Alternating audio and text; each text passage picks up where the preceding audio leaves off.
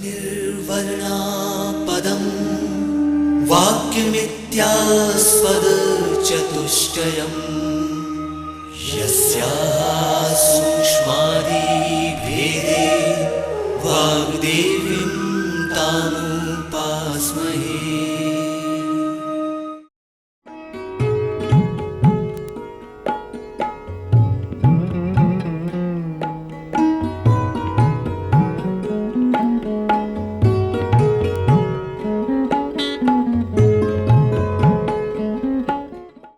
नमस्कार छात्रों, मैं डॉक्टर रामेश्वर मिश्रा, सह प्राध्यापक सेज यूनिवर्सिटी भोपाल, इतिहास विभाग।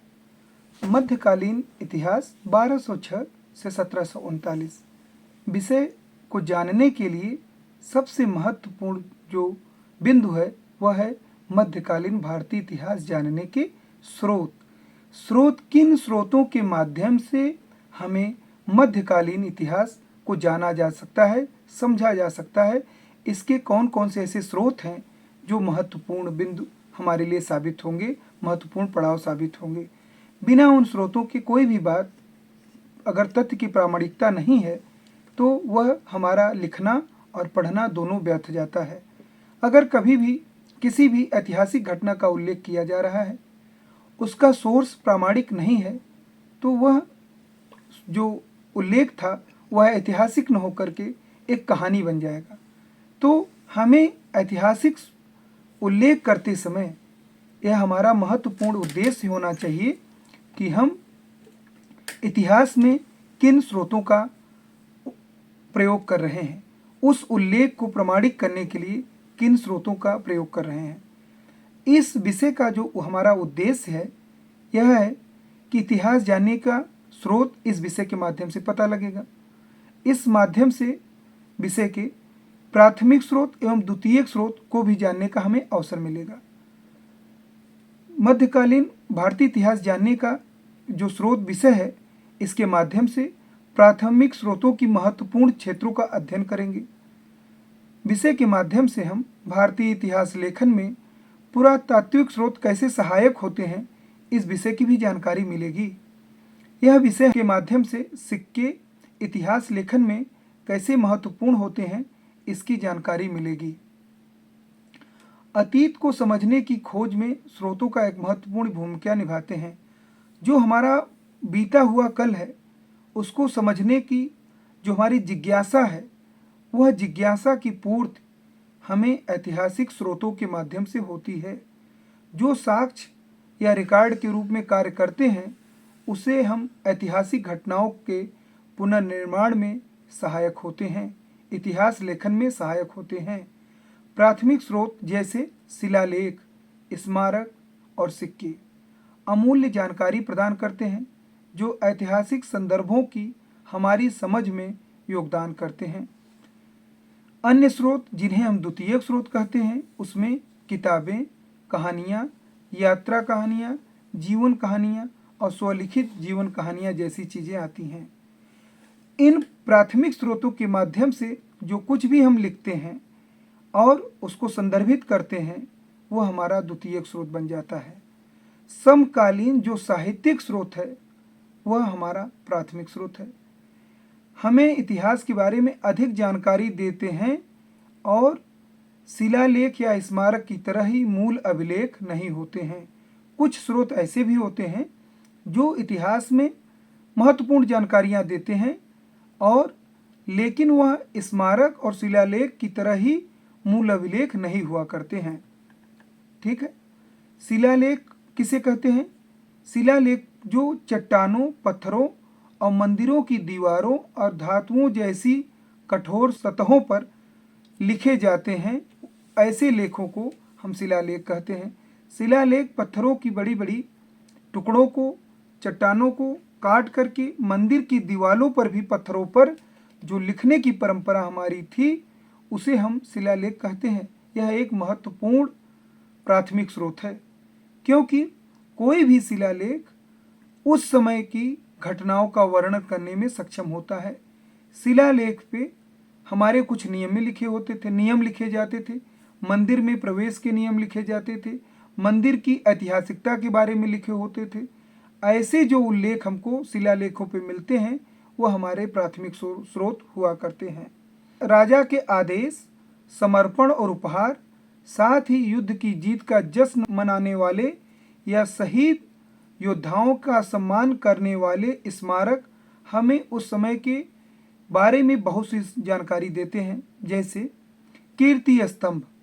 कीर्ति स्तंभ राजपूत जो अपना राजपूताना है उसमें राजपूतों से जुड़े हुए राजपूत विजय का उल्लेख है। ठीक है, उसी प्रकार से राजा को जो हम उपहार भेंट करते हैं, युद्ध की जीत और जश्न में अलग अलग स्मारकों का निर्माण किया जाता है। जैसे सल्तनत पीरियड में कुतुब मीनार। कुतुब मीनार का निर्माण ही इसीलिए कुतुबुद्दीन ने कराया था कि वह स्थापित करना चाहता था, यह बतलाना चाहता था कि दिल्ली सल्तनत पे अब तुर्कों का आधिपत्य है। वह उसने जो स्मारक बनाया उसने यह बताने का प्रयास किया कि दिल्ली में तुर्क राजवंश की स्थापना हो चुकी है, तुर्कों का सल्तनत स्थापित हो चुकी है, और कुतुब मीनार का नाम अपने नाम के आधार पर कुतुबुद्दीन ने कुतुब मीनार रखा। ठीक है। ताम्रपत्र अनुदान, सरकारी कागजात। ताम्रपत्र जो होते थे उस पे राज आदेश जारी किए जाते थे, ताम्रपत्रों पर शासना आदेश लिखे जाते थे। यह संचार का एक माध्यम हुआ करता था। राजा या सुल्तान जो कुछ भी अनुदान स्कूलों को, धर्माचार्यों को दिया करते थे वह ताम्रपत्र पर लिखे जाते थे। यह ताम्रपत्र भी एक महत्वपूर्ण प्राथमिक स्रोत हैं। तांबे की प्लेटों की कीमत बहुत अधिक होने के कारण जो ताम्रपत्र थे 13वीं शताब्दी के बाद लोगों ने ताड़ के पत्तों और कागजों का अधिक उपयोग करना शुरू कर दिया। जो ताम्रपत्र हुआ करते थे उसी के स्थान पर जब तांबे की कीमतें बढ़ने लगी, कॉपर कॉइन्स चलाए जाने लगे, तब हमने देखा कि कागज और ताड़ के पत्तों पर लेखन परंपरा शुरू हुई और उसके माध्यम से हमारे अनुदान पत्र दिए जाने लगे। बाद के चोल शासकों के दौरान 10वीं या 13वीं शताब्दी तक उनके पास विशेष दस्तावेज नहीं थे, तो उन्होंने ताम्र प्लेट अनुदान के रूप में दिया। यह ताम्र प्लेट जो ताम्र लिखित अपने ताम्र अभिलेख हुआ करते थे वह चोल कालीन इतिहास जानने के प्रमुख स्रोत हैं। कागजात पुजारियों, शिक्षकों, हिंदू, बौद्ध, जैन मान्यताओं का पालन करने वाले महत्वपूर्ण व्यक्तियों को दिए गए उपहारों का रिकॉर्ड रखते थे। यह जो मैंने बताया कि शिक्षकों को, धर्माचार्यों को, जैन मतावलंबियों को, बौद्ध मतावलंबियों को सल्तनत पीरियड में मध्यकाल में 10वीं शताब्दी से लेकर के पूरे मध्यकाल तक हम देखते हैं कि ऐसे ताम्रपत्र पे अनुदान दिए गए हैं। कागजात लिखित उपहार देने वाले, प्राप्त करने वाले दोनों प्रकारों का विस्तार हमें सल्तनत पीरियड में देखने को मिलता है। जब पत्थर पर लेखन की बात आती है तो यह थोड़ा अलग है। पत्थरों पर जो लिखावट होती थी या जो नियम लिखे जाते थे यह अनुदान न होकर के यह नियम हुआ करते थे। ये शिलालेख मुख्य रूप से उपहार देने वाले व्यक्ति की अच्छाइयों को उजागर करते थे, उन पर एक बड़ा प्रकाश डालते थे। जैसे मैंने कहा कि शिलालेख जो हुआ करते थे वो नियम बताते थे कि हमारे शासन में कौन कौन से नियम यहाँ चलाए जाते हैं, माना जाता है। उसी प्रकार जिस धर्माचार्य को या शैक्षणिक संस्थान को जो उस समय चलाए जाते थे, उसको जो उपहार दिया जाता था, अनुदान दिया जाता था, वह शिलालेख पे टंकित किया जाता था। उसके बारे में हमें जानकारी शिलालेखों से मिलती है। इसके उदाहरण हमें राजेंद्र चोल प्रथम की तिरुवलंगांडू प्लेट और सुंदरा चोल की अंबिल प्लेट्स शामिल हैं। यह दो राजाओं का नाम मैंने लिया, राजेंद्र चोल और सुंदर चोल, दोनों के बारे में मैंने बताया कि ऐसे पत्थरों और प्लेट्स पे तांबे की प्लेट्स होती थी, उस पे इन्होंने लिख करके बहुत बड़ी मात्रा में अनुदान दिए हैं। इसके अलावा कांचीपुरम जिले के उत्तरामेरू में भी ऐसे शिलालेख हैं जिनसे यह पता चलता है कि गांव का प्रबंध कैसे किया जाता था, गांव में नियम कानून क्या थे, गांव का जो समाज था वह कैसे अपना प्रबंध करता था, उनके रोजगार कैसे थे, उनका व्यापार कैसा था। ऐसे शिलालेखों से हमें जानकारी मिलती है कि गांव का प्रबंध कैसे किया जाता था। मंदिर, महल, मस्जिद, मकबरे, किले और ऊंचे टावर जैसी इमारतों को स्मारकों के नाम से एक साथ समूहीकृत किया गया है। जैसे मैंने कुतुब मीनार क्या है, एक टावर है। वह 4 मंजिला एक इमारत थी और दिल्ली में उसे एक टावर के रूप में, एक ऐतिहासिक विजय कीर्ति के रूप में इन्होंने, ऐसे कीर्ति स्तंभ का भी मैंने नाम लिया, यह भी एक टावर के रूप में है। मस्जिद और मकबरे भी हमें उस समय की जानकारी बताते हैं कि हमारी तकनीकी व्यवस्था कैसी थी, हमारी कला कैसी थी, मस्जिदों को बनाने में, मकबरों को बनाने में मेहराबों का कैसे क्या डिजाइन बनाई जाती थी, यह हमें पता चलता है। मंदिरों के माध्यम से, मस्जिदों के माध्यम से हमें यह जानकारी मिलती है कि उस समय यह धर्म माना जाता था। यह ऐतिहासिक स्रोत हमें प्राथमिक स्रोत के रूप में हम इनको उल्लेखित करते हैं। इन संरचनाओं पर लिखे लेखों में बहुत सारी जानकारी हमें अतीत को एक साथ जोड़ती है। कभी कभी मंदिरों के निर्माण में, महलों के निर्माण में, मकबरों के निर्माण में एक लिखावट लिखी जाती थी, लेख उल्लिखित किए जाते थे जो अतीत की घटनाओं को जोड़ने का एक तरीका है।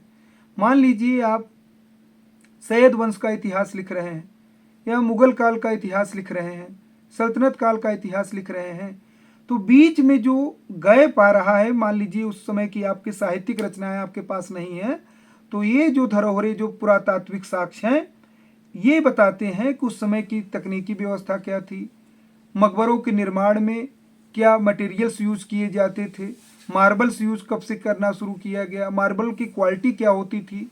जैसे राजा भोज की सरस्वती की प्रतिमा इसमें ब्रिटिश म्यूजियम में यहाँ से चली गई, हम उसको इस समय सरकार ले आने का प्रयास कर रही है, लेकिन हम इसको कैसे प्रमाणित करेंगे कि यह मूर्ति भारतीय है। तो हमारे पुरातात्विक विदों ने, उन्होंने बताया जिस पत्थर से उस मूर्ति का निर्माण हुआ है वह पत्थर ब्रिटेन में नहीं पाया जाता है, वह पत्थर केवल भारत में ही पाया जाता है जिस पत्थर से सरस्वती माँ की प्रतिमा बनाई गई है। ऐसे साक्ष्य हमें यह बताते हैं कि हमारा साम्राज्य विस्तार कहाँ तक था, हमारे साम्राज्य में किस प्रकार के पत्थर पाए जाते थे। मंदिरों, मस्जिदों, महलों के निर्माण में जो पत्थर प्रयोग किए गए वो यह बताते हैं कि आपकी निर्माण क्षमता या कौशल कैसा था। यह हमारा प्राथमिक स्रोत है। इन संरचनाओं पर लिखी जो जानकारी थी वह हमें निश्चित तौर पे इतिहास लेखन में एक सहायक सामग्री के रूप में प्राप्त होती है। यह हमारा प्राथमिक स्रोत है। खजुराहो मध्य प्रदेश में मध्ययुगीन स्मारक है। कोणार्क का उड़ीसा और दिलवाड़ा का माउंट आबू में जो मंदिर हैं वह उत्तरी भारत में धर्म पर केंद्रित सांस्कृतिक परिवर्तनों को महत्वपूर्ण संकेतक हैं। मैंने अभी अभी बताया आप लोगों को कि भोज को, जैसे मैंने बताया कि खजुराहो ले लीजिए आप। खजुराहो में मध्य प्रदेश में जो खजुराहो की मंदिरों का एक सीरीज है, श्रृंखला है, 84 मंदिर वहाँ हुआ करते थे 10वीं शताब्दी में। वो ये बताता है कि जो चंदेल वंश था, परमार वंश अपना था, उन्होंने कैसे मंदिरों की संरचना की, उसका डिजाइन, तकनीकी व्यवस्था क्या थी। मंदिरों का निर्माण आपकी अर्थव्यवस्था को भी उल्लेखित करता है कि आपकी अर्थव्यवस्था कैसी थी। अर्थव्यवस्था के बारे में जो जानकारी हमें मिलती है वह मंदिरों के निर्माण से भी मिलती है। अगर मंदिर उच्च कोटि का बना हुआ है तो वह एक निश्चित तौर पे एक लागत उसमें खर्च हुई होगी, जो यह बताता है कि अमुक राजवंश या अमुक राजा की आर्थिक स्थिति कैसी थी। हमारे जो स्मारक या महल होते हैं, मस्जिदें होती हैं, वह भी यह बताती हैं कि राजा की स्थिति कैसी थी, उसकी आर्थिक स्थिति। सांस्कृतिक परिवर्तनों को भी यह मंदिर हमको या मस्जिदें, स्मारक हमको दर्शाते हैं कि सांस्कृतिक परिवर्तन किस प्रकार से क्रमिक था।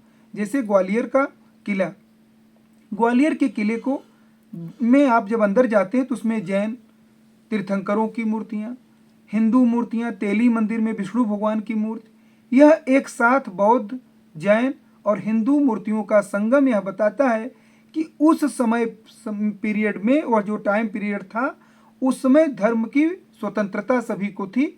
एक समय में कोई बौद्ध धर्म भी कर सकता था, हिंदू धर्म भी अपना सकता था, बौद्ध धर्म अपना सकता था, और इस्लाम धर्म के भी साक्ष्य आगे मस्जिदों में हमें देखने को मिलते हैं। उसी समय में मस्जिदें भी मिलती हैं।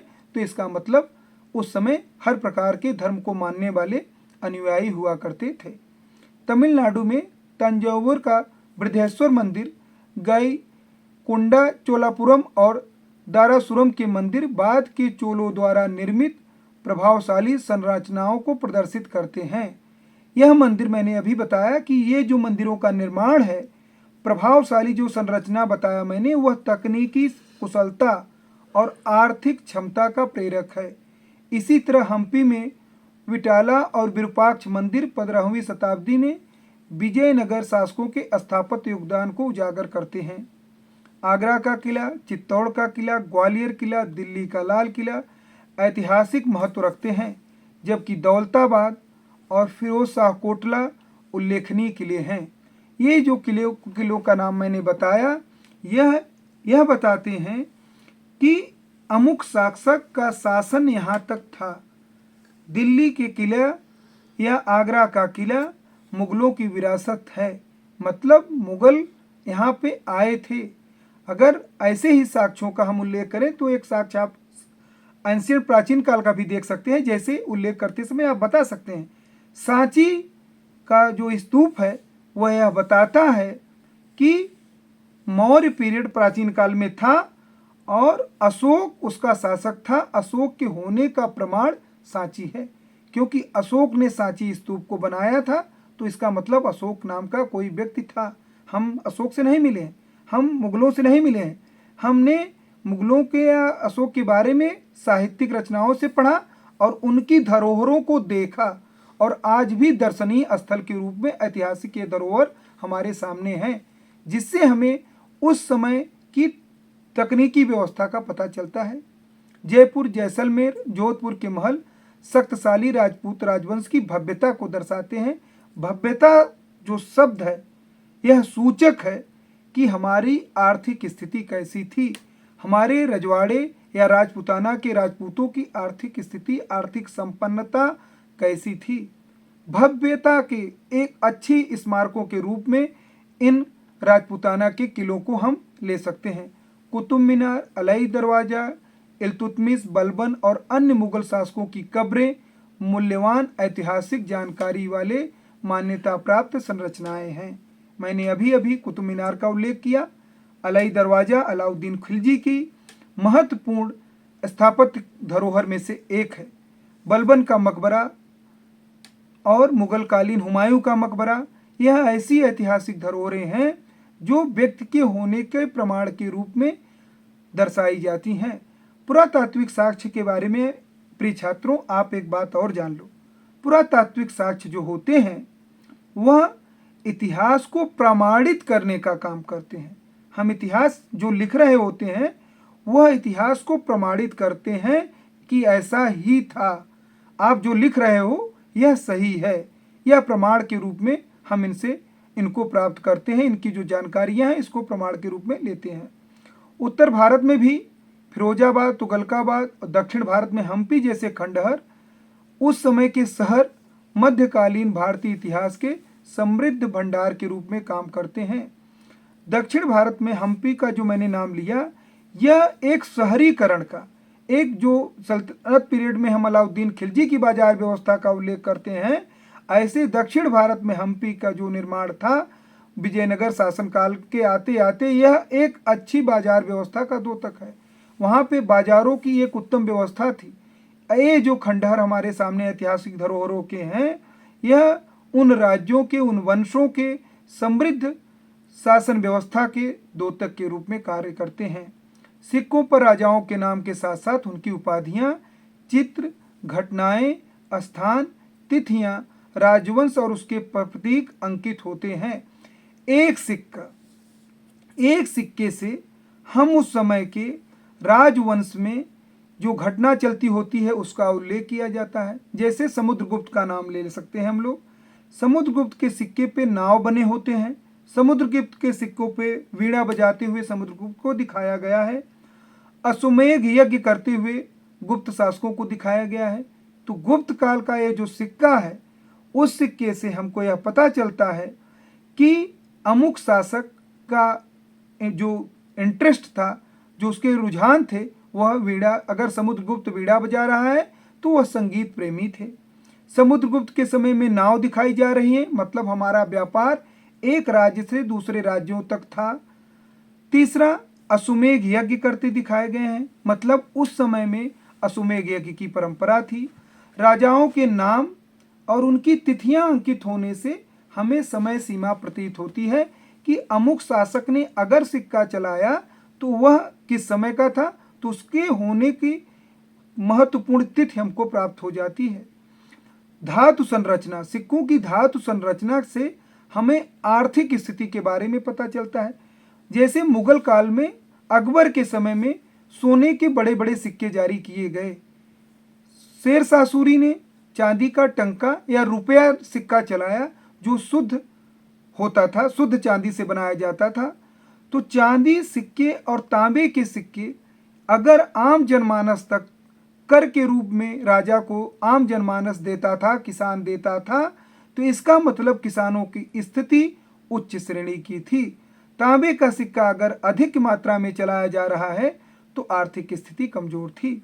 सोने के बड़े बड़े सिक्के चलाए जा रहे हैं तो आर्थिक स्थिति और आर्थिक संपन्नता उच्च श्रेणी की थी। चांदी के सिक्के चलाए गए बहुतायत मात्रा में तो अर्थव्यवस्था मध्यम श्रेणी की थी, क्योंकि उसका जो चलन है वह आम जनमानस तक बना हुआ है।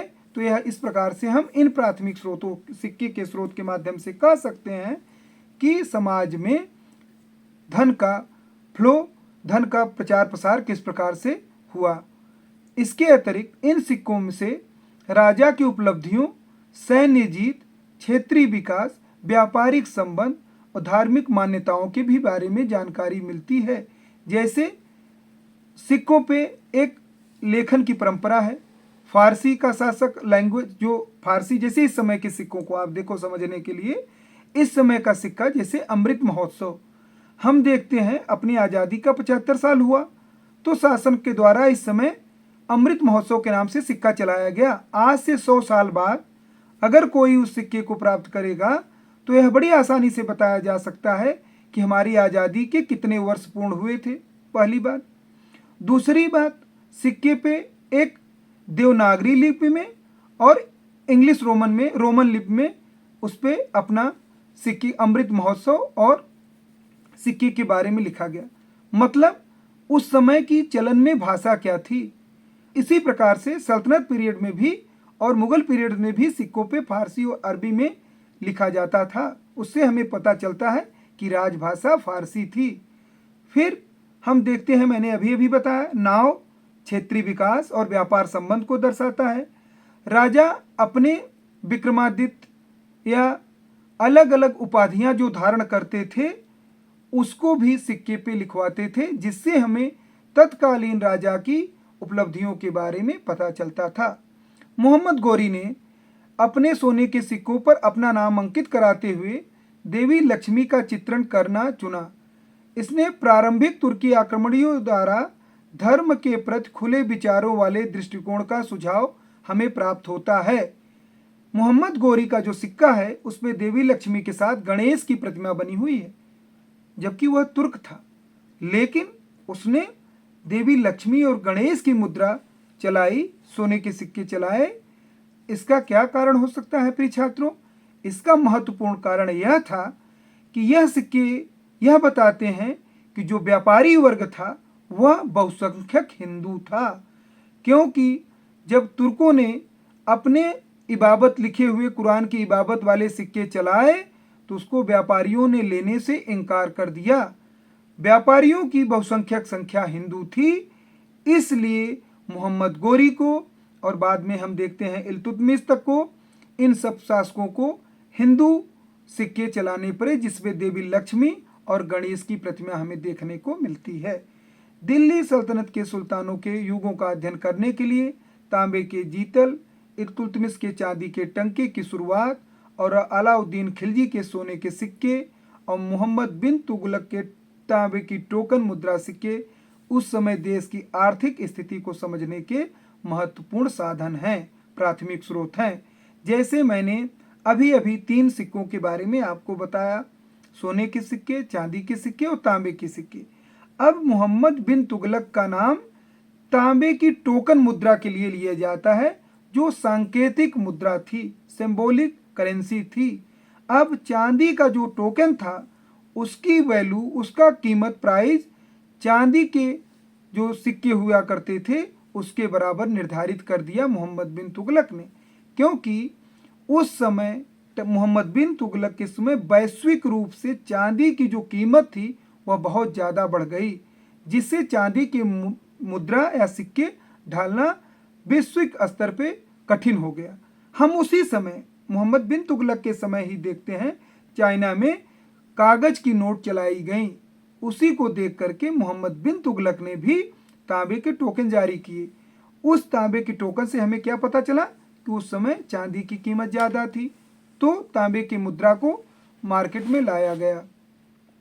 चोल काल में भी कंब रामायण, सिक्की झार के पेरिया पुराणम और दिव्य प्रबंधम, अपार और समंदर और सुंदरम द्वारा रचित देवाराम जैसे भक्ति कार्यों की प्रचुरता देखी गई है। अब चोल काल में मैंने कई ग्रंथों के बारे में और लेखकों के बारे में अभी अभी आपको उल्लेख किया। यह बताता है कि चोल काल में पूर्णतया हिंदू धर्म के प्रति लगाव था, क्योंकि जो राजप्रश्रय कवि थे उन्होंने पेरिया पुराणम की रचना की और हिंदू देवी राम जैसे भक्ति कार्यों की प्रचुरता हमें दिखाई देती है। इसका मतलब यह है कि चोलों द्वारा हिंदू धर्म को प्रश्रय प्रदान किया गया था। ठीक है, इसी के साथ साथ 15वीं शताब्दी में हम कबीरदास ने भी भारत में भक्ति आंदोलन का प्रभाव छोड़ा। कबीरदास जी की जो रचनाएं हैं 15वीं शताब्दी में, वह उनकी जो लेखनी है वह खिचड़ी है। आप उसमें जो उनकी भाषा है वह पंजाबी, उत्तर प्रदेश की बोली और बिहारी, सब भोजपुरी को लेकर के उन्होंने अपनी रचनाओं को लिखा है, जिससे यह प्रभाव हमको सामने आता है कि जो कबीरदास की रचनाएं हैं उसमें कबीरदास क्या करते रहते थे, समाज में आना जाना उनका क्रमिक बना रहता था। कभी उत्तर प्रदेश में आए, कभी बिहार छत्तीसगढ़ के वनों में गए और पंजाब से जुड़े, तो उनकी बोली में, उनकी लिखावट में उन भाषाओं का प्रभाव हमें दिखता है। धर्मनिरपेक्ष साहित्य में गंगा देवी की मुद्रा विजयम और कृष्णदेव राय की अमुक्त माल्थ्या विजयनगर साम्राज्य से जुड़ी हुई घटनाओं, व्यक्तियों के बारे में अंतर्दृष्टि प्रदान करती हैं। कृष्णदेव राय विजयनगर साम्राज्य के एक महत्वपूर्ण शासकों में से थे। वह संस्कृत साहित्य के प्रकांड विद्वान थे। उन्होंने खुद रचना की। तो अगर कोई राजा या कोई व्यक्ति, महत्वपूर्ण जो पदाधिकारी है, वह कोई रचना लिखता है तो उसकी लिखावट में जो बोली या भाषा प्रयोग की जाती है वह यह बताती है कि अमुक व्यक्ति या अमुक राजवंश की भाषा में संस्कृत निष्ठ भाषा का प्रयोग किया जाता था और अधिक के लोगों को संस्कृत की भाषा की समझ थी। इस प्रकार से यह स्रोत आपको है तो वह साहित्यिक रचना जिसमें सांस्कृतिक वर्णन हुआ है, विजयों का उल्लेख हुआ है, लेकिन उसमें अंतर्निहित जो साक्ष्य था वह भाषा का था। हमें भाषा का भी ज्ञान उस समय की हो जाता है कि उस समय की भाषा क्या थी। चंद्रबरदाई का पृथ्वीराज रासो राजपूत राजा की वीरता का वर्णन है। अगर हम सल्तनत काल में ही पृथ्वीराज की बात कर रहे हैं, पृथ्वीराज के बारे में जानने की बात कर रहे हैं, पृथ्वीराज के विजय से जुड़ी बातों को जानना चाह रहे हैं, तो हमें पृथ्वीराज रासो को पढ़ना चाहिए, जो कि चंद्रबरदाई की एक महत्वपूर्ण रचना थी। अगर आप पृथ्वीराज रासो लिखते, पृथ्वीराज पे कुछ रिसर्च कर रहे हैं, पढ़ रहे हैं, या आपसे पूछा गया कि पृथ्वीराज से जुड़े हुए प्रमुख प्राथमिक स्रोतों का वर्णन करें, तो आप पृथ्वीराज रासो पे लेख लिख सकते हैं कि पृथ्वीराज रासो चंद्रबरदाई की रचना है और अमुक में उनकी विजयों उनके बारे में महत्वपूर्ण जानकारियां हमको मिलती हैं। इसी प्रकार कश्मीर से जुड़ा हुआ कलहड़ की राजतंगड़ी 11वीं शताब्दी में पूर्व इस्लामिक काल का एकमात्र भारतीय विवरण है जो भारत पर तुर्की आक्रमण के बारे में रिकॉर्ड की कमी को छोड़कर अपवाद प्रदान करता है। कलहड़ की राजतंगड़ी के माध्यम से हम कश्मीर से जुड़े हुए इतिहास के बारे में महत्वपूर्ण जानकारी प्राप्त कर सकते हैं। गुलाम राजवंश के सुल्तानों नजीर उद्दीन महमूद के संरक्षण और तबकाते नासरी जो मिनहाजुस सिराज ने लिखी है उसमें मोहम्मद गोरी की विजय से लेकर के 1260 ईस्वी तक की अवधि शामिल है। अगर हम सल्तनत पीरियड के विकास को देखें, तराइन के युद्ध के बाद से हम अगर महत्वपूर्ण जानकारी या साहित्यिक स्रोत के माध्यम से जानकारी एकत्रित करना चाहते हैं तो उसका प्राइमरी और प्राथमिक स्रोत सबसे पहले मिनहाज उस सिराज की लिखित तबकाते नासरी है। तबकाते नासरी से हमें सल्तनत का प्रारंभिक दौर से लेकर 1260 ईस्वी तक की जानकारी हमको प्राप्त हो जाती है। उनके संरक्षक के नाम पर रखा गया यह संग्रह ऐतिहासिक अंतर्दृष्टि हमें प्रदान करता है। 13वीं शताब्दी में गजनी प्रवासी हसन निजामी ने इल्तुतमिश के शासन में ताजुल मासिर की रचना की।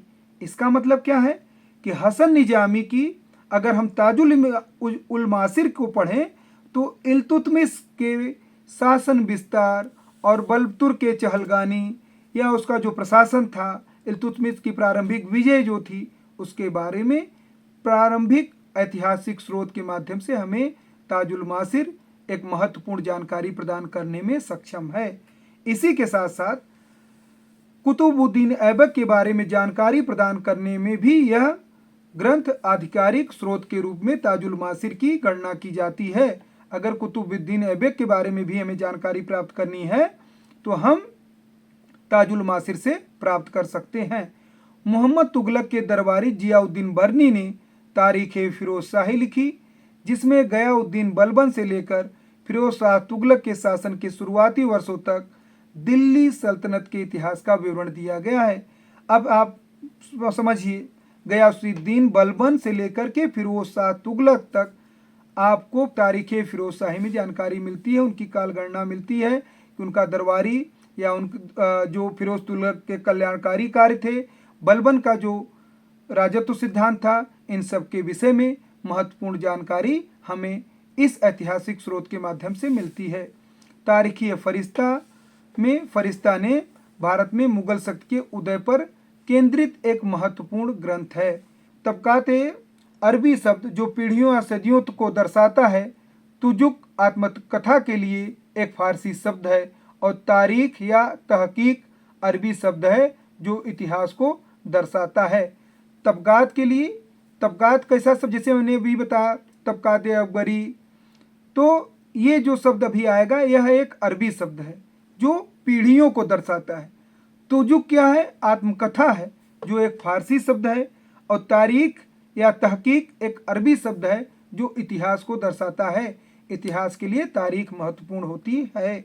16वीं शताब्दी में सम्राट बाबर का बाबरनामा, अबुल फजल का आईने अकबरी और अकबरनामा इन दोनों शासकों के जीवन के बारे में गहन जानकारी प्रदान करते हैं। आईने अकबरी से हमें अकबरकालीन आर्थिक स्थिति की जानकारी मिलती है और अकबरनामा उसकी सामरिक विजयों का या उसके प्रशासन का उल्लेख यहाँ पे करता है। 17वीं शताब्दी में जहांगीर के युग पर प्रकाश डालते हुए तुझे के जहांगीरी में अपने अनुभवों का दस्तावेजीकरण किया है। जहांगीर ने तुझके जहांगीरी लिखी। शाही आत्मकथाओं से परे निजामुद्दीन अहमद की तबकाते अकबरी को अबुल फजल के अतिरंजित विवरण की तुलना में अधिक विश्वसनीय माना जाता है। अब आपके सामने प्रिय छात्रों एक महत्वपूर्ण प्रश्न आता है। जैसे कुछ दरबारी कवि होते हैं, जैसे अबुल फजल अकबर के 9 रत्नों में से एक था। अब उसने जो कुछ भी लिखा अकबर की प्रशंसा को ध्यान में रखते हुए लिखा, लेकिन समकालीन अपना लेखक निजामुद्दीन अहमद तबकाते अकबरी लिखा, जहां पर उसने अकबर की आलोचनाएं भी लिखी, अकबर की कमियों को भी उल्लेखित किया। तो हम बहुत ध्यान से, हम जब उल्लेख या स्रोत का जब जिक्र करते हैं, वर्णन करते हैं, तो किस स्रोत के माध्यम से कौन सी जानकारी हमें लेनी है, यह बहुत ही महत्वपूर्ण विषय बन जाता है। अगर हमें अकबर की आलोचनाओं के मतलब निजामुद्दीन अहमद की तबगात अकबरी के माध्यम से अबुल फजल की जो रचना है, उसको दोनों को तुलनात्मक जब अध्ययन करेंगे, जो सत्य सामने आएगा वही विश्वसनीय सत्य होगा। इसलिए तबगात अकबरी का एक महत्वपूर्ण स्थान बन जाता है। इसी तरह बदायूनी का भी उल्लेख, तारीख़ बदायूनी भी हमें 3 खंडों में मिलता है, जो अकबर कालीन इतिहास को जानने का प्रमुख स्रोत है। इसी के साथ साथ विदेशी यात्रियों के भी जो यात्रा विवरण होते हैं, वह भी प्राइमरी स्रोत के रूप में होते हैं। जैसे वेनिस का यात्री मार्को पोलो ने 13वीं शताब्दी के दौरान पांड्य साम्राज्य की खोजों को दर्शाता है। लेकिन विदेशी जो ट्रेवलर्स आए हमारे यहाँ, ट्रेवेनियर, बर्नियर, मनुची, इन सब का जब हम इतिहास लेखन पढ़ते हैं तो इनके तथ्यों को बहुत बारीकी से अध्ययन करना चाहिए। जैसे इस समय का आपको एक उदाहरण मैं समझाता हूँ।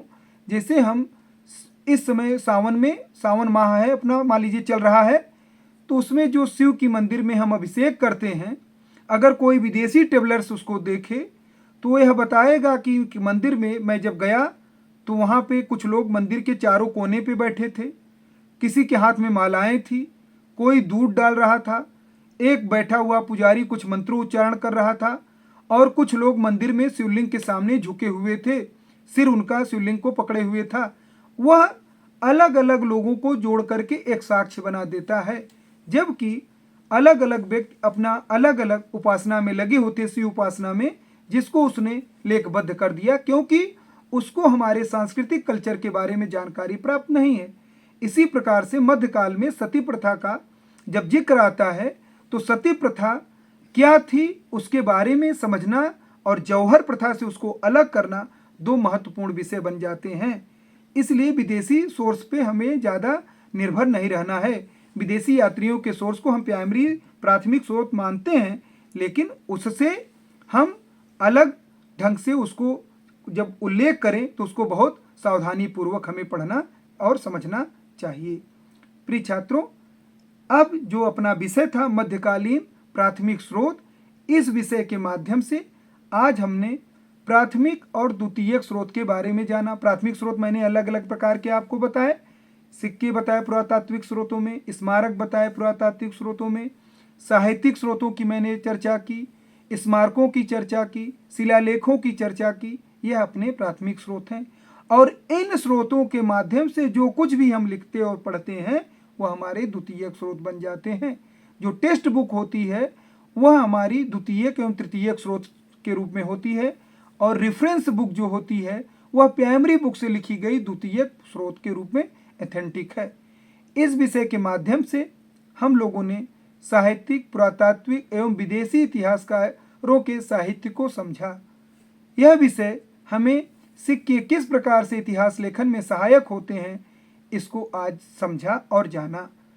यह विषय के माध्यम से लेखन में द्वितीयक एवं तृतीयक स्रोतों के उपयोग की बारीकियों को भी हमने समझा।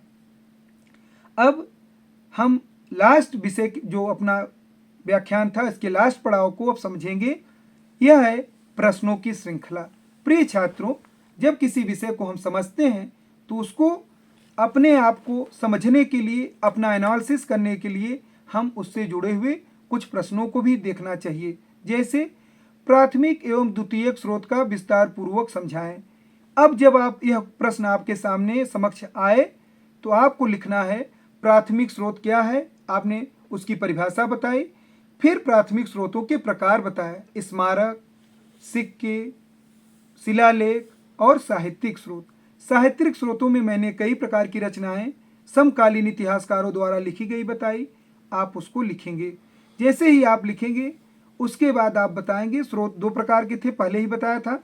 अब दूसरा स्रोत है द्वितीयक स्रोत। द्वितीयक स्रोत के बारे में आप बताएंगे कि जो कुछ भी हमने प्राइमरी स्रोत से लिया और उसको लेखबद्ध किया वही हमारा द्वितीयक स्रोत है। इसी प्रकार से अगला प्रश्न बनता है सल्तनत कालीन साहित्यिक स्रोत को लिखें। मैंने बरनी की, मिन्हाजुल सिराज की, अपना अबुल फजल की, बदायूनी की अलग अलग रचनाओं के बारे में, पृथ्वीराज रासो के बारे में आपको बताया, उसके बारे में आप लोग को लिखना है। फिर आता है सिक्के इतिहास के प्रामाणिकता को लिखते हैं, इस कथन की समीक्षा करें। अब बहुत अच्छा प्रश्न है। मैंने बताया एक सिक्का किस प्रकार से इतिहास लेखन को प्रभावित करता है। आप देखिए, वह भाषा को बताता है, वह अर्थव्यवस्था को बताता है, वह उस समय की घटना सन के बारे में बताता है, राजा या सुल्तान का जो इंटरेस्ट था, जो विषय था उसके बारे में बताता है, विजयों का वर्णन करने में सक्षम होता है। यह सिक्का यह बताता है कि हमारा व्यापार कहाँ तक था। अगर कोई सिक्का मिस्र, जैसे हम हड़प्पन सिविलाइजेशन की बात करते हैं तो उस समय हमारे यहाँ मिस्र के सब सिक्के प्राप्त हुए। हड़प्पा सिविलाइजेशन की जब खोज हुई तो वहाँ मिस्र के सब सिक्के मिले। वो सिक्के क्या बताते हैं कि हमारा व्यापार मिस्र से था, हमारा व्यापार अमुक देश से था। तो इस प्रकार से सिक्के इतिहास को प्रूफ करते हैं। अगर कोई कहे कि हड़प्पन समय में या मुगल पीरियड्स में या समुद्रगुप्त वीणा वादक था या उसकी संगीत में प्रेम था, तो आप उसके सिक्के से यह प्रमाणित कर सकते हैं कि यह उस समय का 5वीं शताब्दी का यह सिक्का है और यह बताता है कि समुद्रगुप्त का प्रेम संगीत से था। प्राथमिक स्रोत पर एक निबंध लिखें, इसके ऊपर हम लोगों ने चर्चा की। प्राथमिक स्रोत अगर अकेले आए तो उनके बारे में आपको विस्तार से लिखना है। धन्यवाद। और अगली कड़ी में हम लोग मंगोल आक्रमण की विस्तार से चर्चा करेंगे। यह विषय भी बहुत महत्वपूर्ण है, सल्तनत काल से जुड़ा यह एक महत्वपूर्ण विषय है जिसको हम अगली कड़ी में समझेंगे और जानेंगे। धन्यवाद।